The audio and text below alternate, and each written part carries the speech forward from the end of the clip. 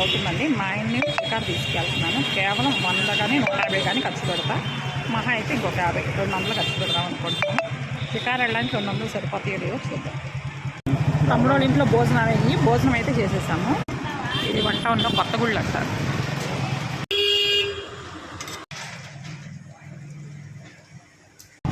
First 25 rupees 50 రూపాయలు పాన్కైంది. Recent కూడా just ఒకటి చూడండి. అన్నపూర్ణది అన్న పగలబడ్డాయి. ఏమన్నా కాంప్లెక్స్ కడతారు.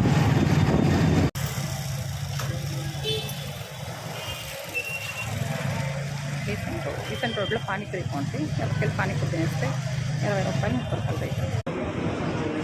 సమోసా ఆయనకి టీ నాకు.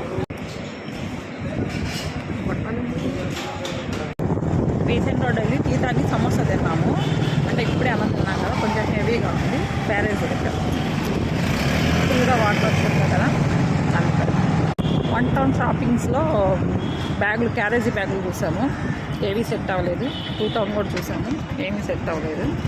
చాయ్ తాగి సమోసా తిని బ్యారేజీకి బయలుదేరుతున్నాం. గవర్నమెంట్ హాస్పిటల్ సేవలు.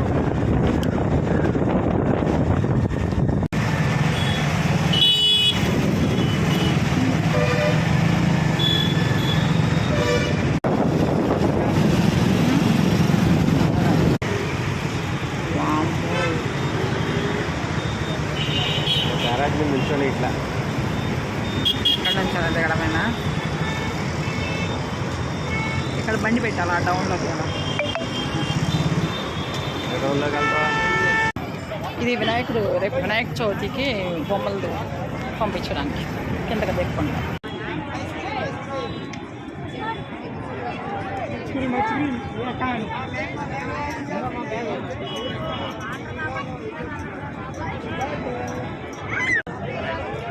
ఇప్పటికీ 50, ఒక 20 రూపాయలు, 70 రూపాయలు అయింది. ఇంకా నాగే డబ్బులు మిగిలింది.